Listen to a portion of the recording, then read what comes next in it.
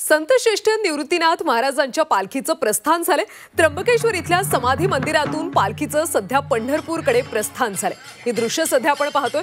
पालखी सोहळ्यामध्ये हजारो वारकरी सध्या सहभागी झाले आणि तिथूनच आपण माहिती घेऊयात, आढावा घेऊयात। आमचे प्रतिनिधी योगेश खरे सध्या आपल्या सोबत आहेत। योगेश जी, निवृत्तीनाथ महाराजांच्या पालखीचं प्रस्थान होतंय, हजारो वारकरी जमल्याचं पाहायला मिळते। कसं भक्तिमय वातावरण आहे सध्या तिथे? खरं निवृत्तीनाथ महाराजांची पालखी आता प्रस्थान करते आहे। निवृत्तीनाथ महाराज त्र्यंबकेश्वरमध्ये आता निवृत्तीनाथ मंदिरात, समाधी मंदिरापासून ते निघाली। आपण बघू शकतो वारकऱ्यांचा उत्साह। वारकरी आता वेगवेगळ्या ठिकाणी भजन कीर्तनामध्ये तल्लीन झाल्याचं दिसून येत आहेत आणि मोठ्या उत्साहानं आता ते आषाढी वारीसाठी पंढरपूरकडे रवाना होत आहेत। विठ्ठलाच्या दर्शनाची आस त्यांना लागलेली आहे। वेगवेगळे मृदुंग, टाळ मृदुंग आणि विठ्ठल नामाच्या गजरामध्ये हे सर्व आपल्याला या ठिकाणी तल्लीन झाल्याचं दिसून येत आहे। जर याच ही जी वारी आहे, ही वारी सर्वात महत्त्वाची यासाठी असते कारण संतश्रेष्ठ निवृत्तीनाथांची ही वारी आहे। गुरु ज्ञानेश्वरांची गुरुमाऊली, त्यांचे मोठे गुरुबंधू आणि इतकंच नाही तर वारकरी संप्रदायाचे संस्थापक म्हणून संत निवृत्तांकडे बघितलं जातं आणि संत निवृत्तीनाथांची ही वारी असल्यामुळे एक प्रकारे माऊलींची वारी म्हणून हिच्याकडे हिचं महत्त्व अधिक आहे। त्यामुळे संपूर्ण महाराष्ट्रातून अनेक जण त्र्यंबकेश्वर पासून वारी करायला सुरुवात करतात आणि थेट आषाढी वारीसाठी यामध्ये सम्मिलित होतात आणि थेट पंढरपूरला जातात।